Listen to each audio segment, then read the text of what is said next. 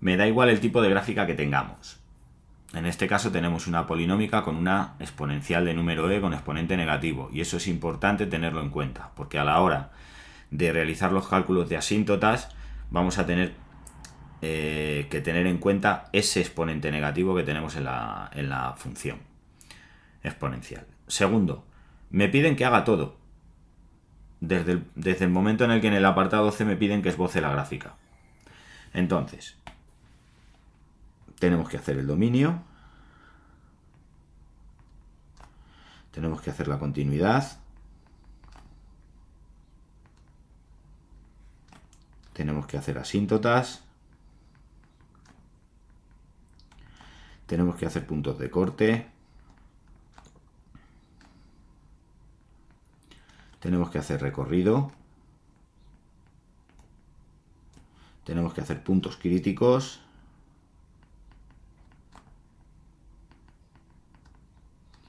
y en este caso, como tenemos dos exponentes cuadráticos, podríamos hacer simetrías. Lo que pasa que para esbozar la gráfica, si no me las piden en concreto, no necesitamos hacerlas. ¿Qué ocurre con las funciones que tenemos con número e?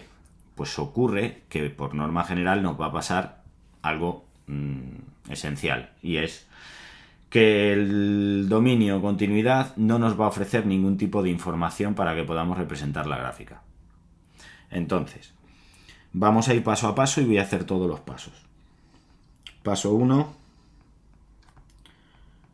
dominio de la función. Y el dominio de x al cuadrado por e elevado a menos x al cuadrado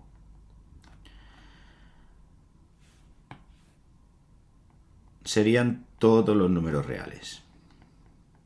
No tenemos puntos de exclusión, porque aunque tengamos un exponente negativo, si nosotros hacemos el dominio de x al cuadrado partido por e elevado a x al cuadrado, el dominio de esta función serían todos los números reales menos aquellos que hagan el denominador igual a 0.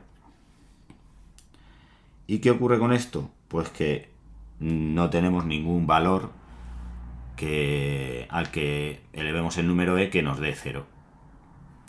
Y por definición sabemos que las funciones exponenciales, su dominio son todos los números reales. Me da igual el exponente que tenga, a no ser que tenga un exponente racional, ¿vale?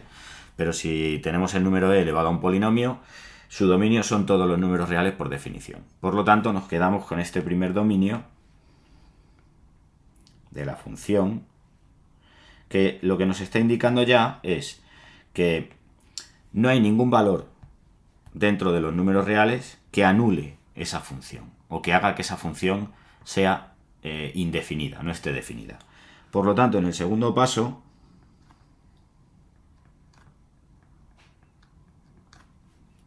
que sería la continuidad, tenemos que decir que la función es continua en todo su dominio.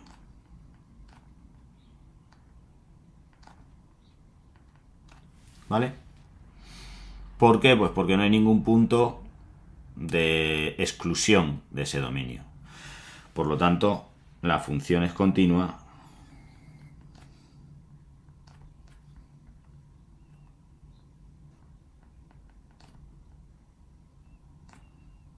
para todo número real que nosotros tomemos. ¿Esto qué quiere decir? Pues que no nos está ofreciendo información. Así de simple. De momento, dominio y continuidad no nos está ofreciendo información. Es más, dominio y continuidad, que normalmente nos servía para estudiar las asíntotas verticales, lo que nos está diciendo es que no hay ningún punto donde se cumpla la condición de asíntota vertical. Por lo tanto, en el tercer paso,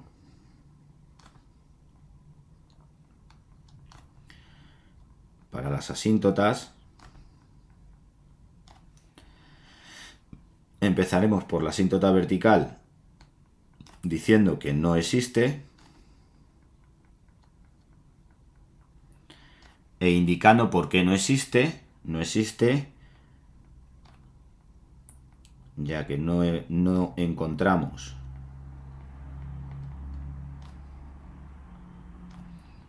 ningún valor x igual a x sub 0, que al hacer el límite cuando x tiende a x sub 0 de la función me dé más menos infinito. Porque solamente los valores que anulan la función nos pueden dar ese más menos infinito que buscaríamos con el límite. Ahora tendríamos que ver si tenemos asíntota horizontal. Por definición, la asíntota horizontal se calcula haciendo el límite cuando x tiende a infinito de la función. ¿Qué ocurre? Que esta definición, que nosotros la damos habitualmente, no es válida para el cálculo de asíntota horizontal. Porque en realidad la definición lo que nos dice es que si el límite cuando x tiende a más menos infinito de una función cualquiera es igual a un valor b, entonces en i igual a b existe asíntota horizontal. Esa sería la definición correcta que tendríamos que utilizar para el cálculo de la asíntota horizontal. ¿Por qué empezamos calculando la asíntota horizontal? Porque es más sencillo calcular el límite cuando tiende a más menos infinito de una función que no aplicar la definición de asíntota oblicua para el cálculo de ese límite. Por lo tanto, nos va a ser más sencillo a la hora de aplicar el cálculo sobre esa función que tenemos ahí. Pero, como esa función tiene un exponente negativo, tenemos que sustituir el valor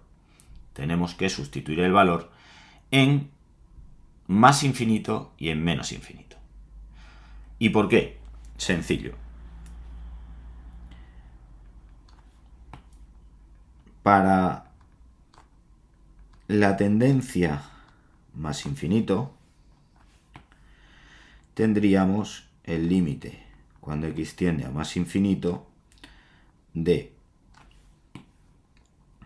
x al cuadrado por e elevado a menos x al cuadrado. Y esto sería igual a infinito al cuadrado por e elevado a menos infinito al cuadrado. Perdón, por e elevado a infinito al cuadrado. Pero observamos que el signo menos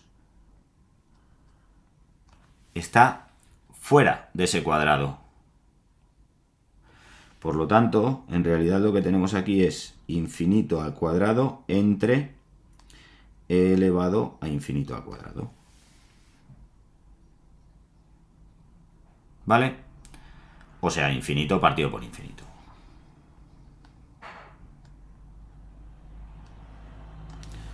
Y al ser infinito partido por infinito, lo que tenemos es que aplicar la regla del L'Hopital para resolver ese límite. De hecho, aplicaríamos la regla del L'Hopital sobre límite cuando x tiende a más infinito de x al cuadrado partido por e elevado a x al cuadrado, que sería igual al límite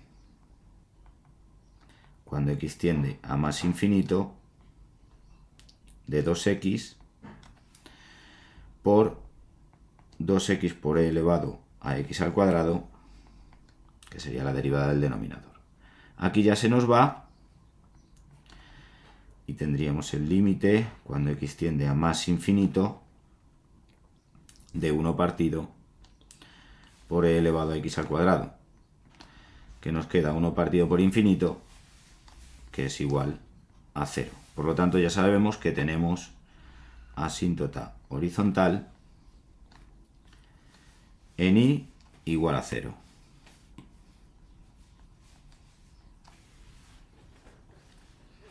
¿Hace falta que lo hagamos para menos infinito? Deberíamos hacerlo para menos infinito. Lo que ocurre que como el signo que nosotros tenemos, ese menos infinito, a la hora de hacer el cálculo del límite,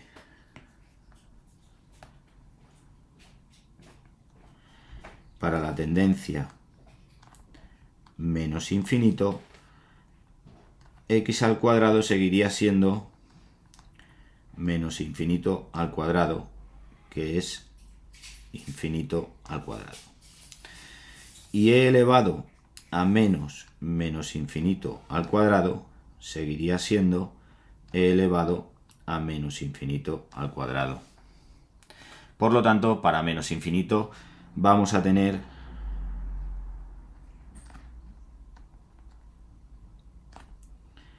el mismo límite. Importancia. Pues que ya tenemos asíntota horizontal, y si ahora hacemos una representación aproximada de la función, la información que nos está dando es que en el eje x, para y igual a 0, tenemos una asíntota que afecta tanto a menos infinito como a más infinito.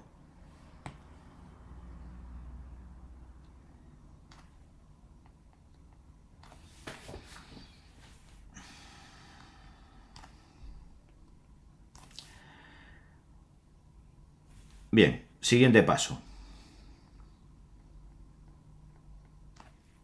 que sería el paso 4. En el paso 4 lo que vamos a hacer es el corte con ejes. ¿Es obligatorio hacer el corte con los ejes? No, pero sí que nos puede venir muy bien para saber por dónde va a pasar la función. Entonces, recordamos que el corte con los ejes lo tenemos que hacer para y igual a 0, que y igual a 0 es que la función sea igual a 0, es decir, x al cuadrado por e elevado a menos x al cuadrado tiene que ser igual a 0. De aquí nos salen dos posibles soluciones, x al cuadrado igual a 0 y e elevado a menos x al cuadrado igual a 0. Por lo tanto, x sería igual a 0 y esta no tiene solución.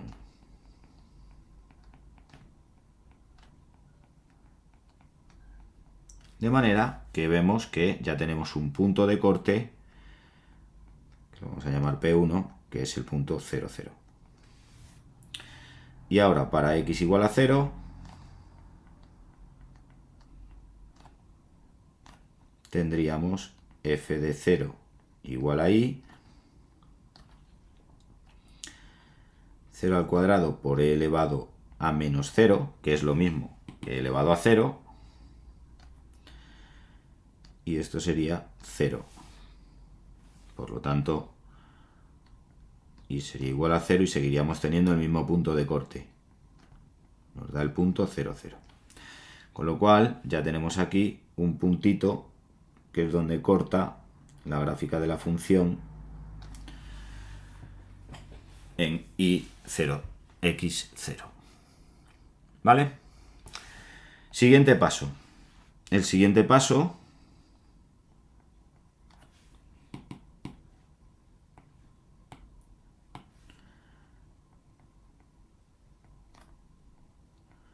sería el recorrido de la función.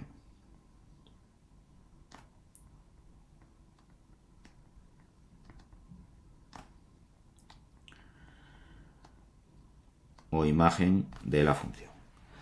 Y recordamos que el recorrido es conocer en qué partes o en qué zonas del eje Y vamos a representar la gráfica de una función a partir de los puntos de corte con el eje X y las asíntotas verticales. Como no tenemos asíntotas verticales, lo que vamos a utilizar va a ser simplemente el corte con el eje X. Y al utilizar el corte con el eje X tenemos el valor de X igual a 0, que es el único que nos daba aquí. Por lo tanto, tendremos que estudiar el signo de la función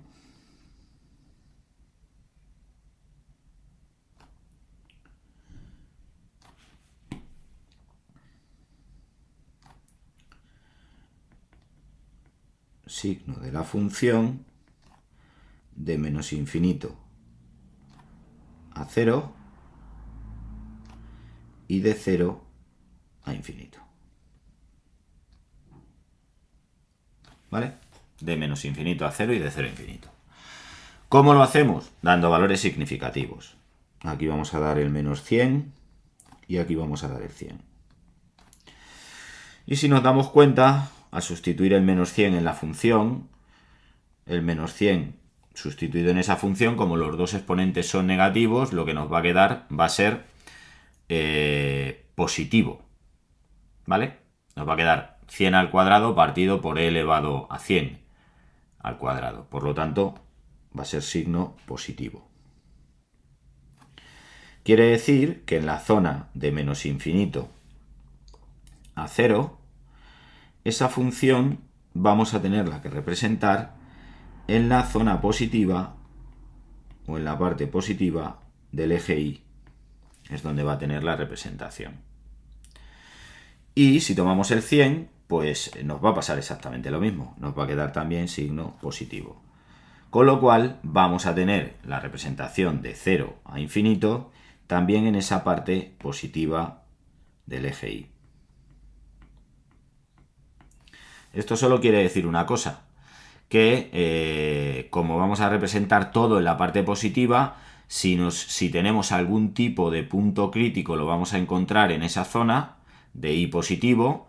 Si tenemos un punto de corte que es en 0, pues seguramente lo que vamos a tener ahí va a ser un punto crítico, porque solamente podría pasar por el 0, bajar y subir, de manera que ya tenemos bastante idea de cómo podría ser la gráfica de la función.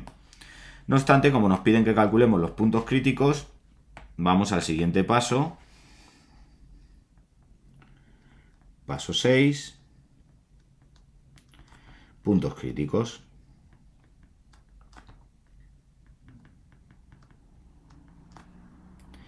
En este paso 6, para calcular los puntos críticos vamos a aplicar el proceso de cálculo de máximos y mínimos, que consistiría en, primero, calculamos la derivada de la función. La derivada de nuestra función sería x al cuadrado por e elevado a menos x al cuadrado, es un producto, derivada del primero por el segundo sin derivar, más el primero por la derivada del segundo. La derivada del segundo es menos 2x por e elevado a menos x al cuadrado. Es decir, que la derivada de la función nos quedaría 2x por e elevado a menos x al cuadrado menos 2x al cubo por e elevado a menos x al cuadrado.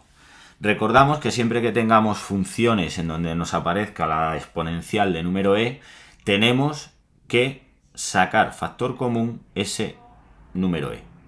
De manera que la derivada de la función la podríamos dejar expresada como e elevado a menos x al cuadrado, que multiplica a 2x menos 2x al cubo. ¿Vale? Y esa sería la derivada de la función. Ahora, calculamos las raíces de la derivada. Calculamos los valores críticos.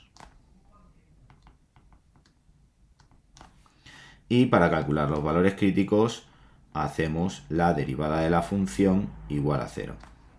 Al hacer la derivada de la función igual a 0, lo que vamos a tener va a ser 2x menos 2x al cubo igual a 0.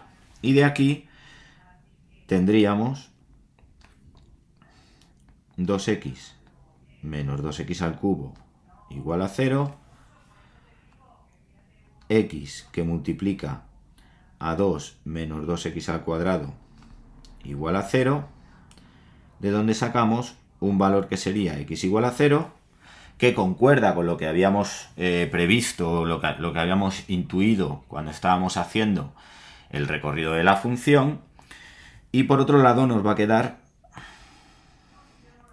x al cuadrado igual a 1, de donde obtenemos dos resultados, x igual a menos 1 y x igual a 1.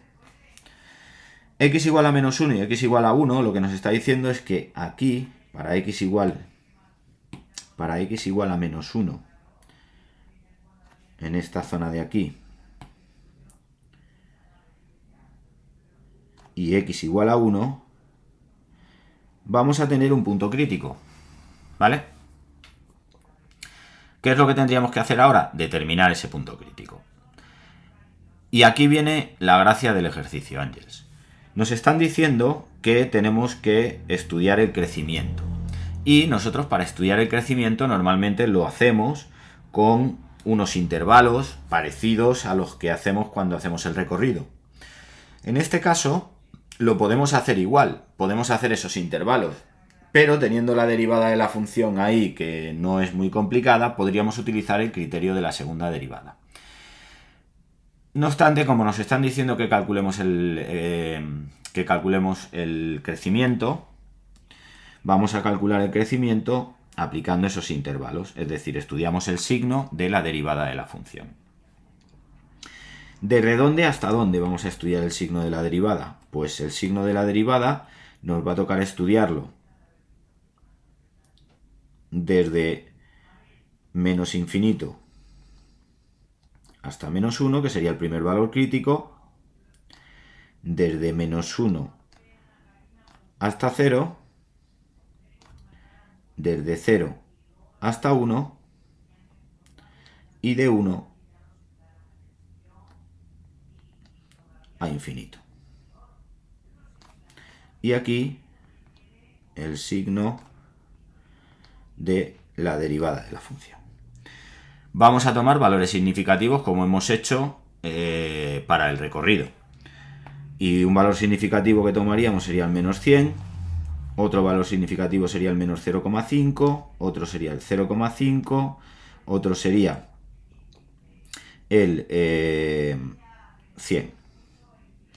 Bien, esto a lo que nos obliga, Ángels, es a sustituir esos valores en la derivada de la función. Pero claro, nosotros podemos intuir cómo van a ser esos signos. ¿De acuerdo? ¿Y por qué digo que podemos intuir cómo van a ser esos signos?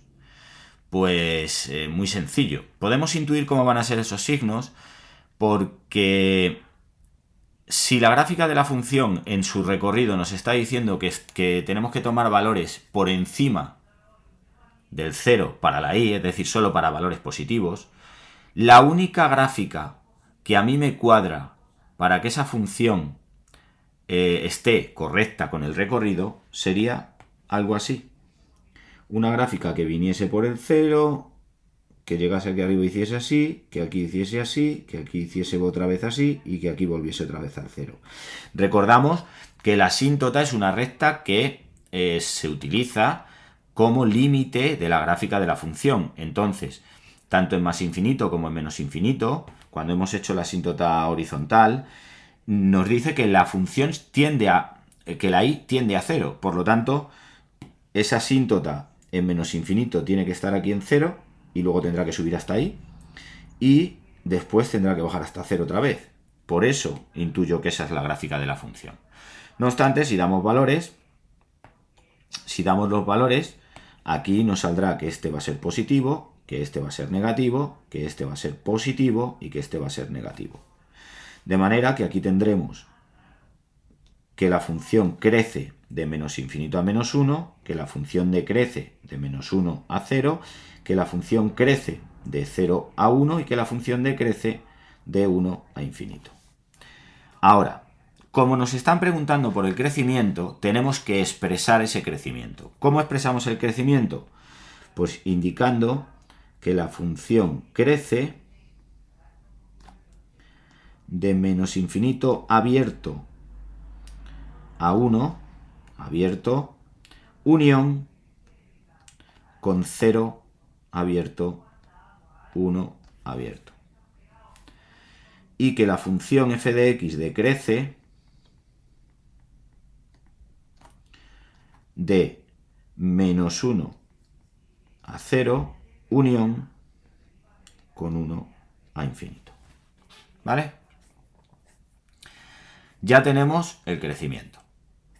Ahora, ¿tenemos los puntos críticos? No los tenemos. ¿De acuerdo? Porque para que nosotros pudiéramos tener los puntos críticos necesitamos, por narices, tener su lugar geométrico. Solamente tenemos el lugar geométrico para x igual a 0, que lo tenemos aquí, que es el 0, 0. Pero para x igual a 1 y para x igual a menos 1 no lo tendríamos. Entonces, determinamos el lugar geométrico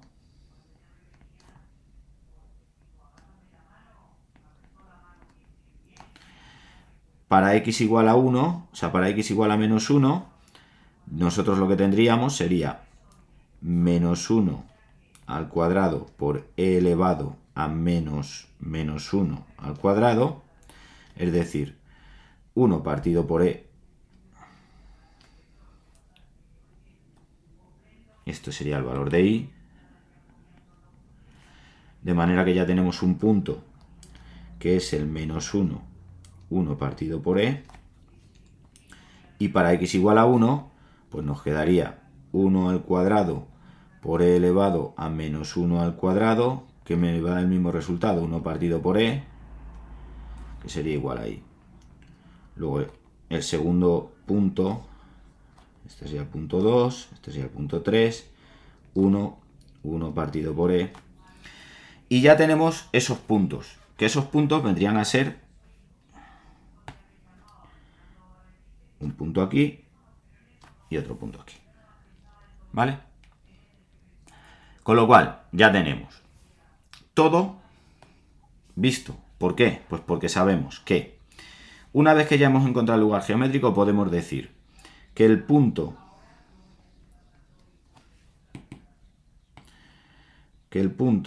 0, 0 es un mínimo. Que el punto menos 1, 1 partido por e, es un máximo. Y que el punto 1 partido por e es un máximo.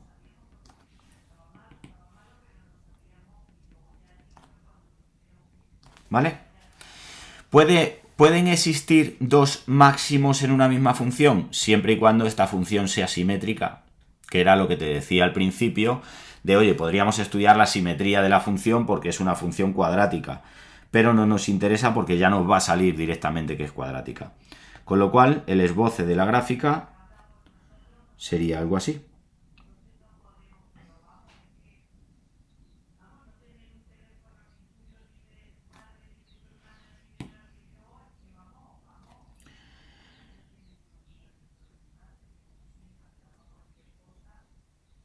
Esto vendría así. Y esto vendría así. ¿Vale? Ya tendríamos la gráfica hecha. Ahora, ¿nos faltaría algún tipo de punto crítico? Sí. ¿Qué ocurre? Que esos puntos críticos que nos faltan son... Nos quedaría aquí aproximadamente. Esos dos puntos críticos que nos faltan son puntos de inflexión, que se calculan haciendo la segunda derivada de la función igual a 0. Pero en el enunciado no me piden que calcule esos puntos críticos. Es decir, aquí no me están pidiendo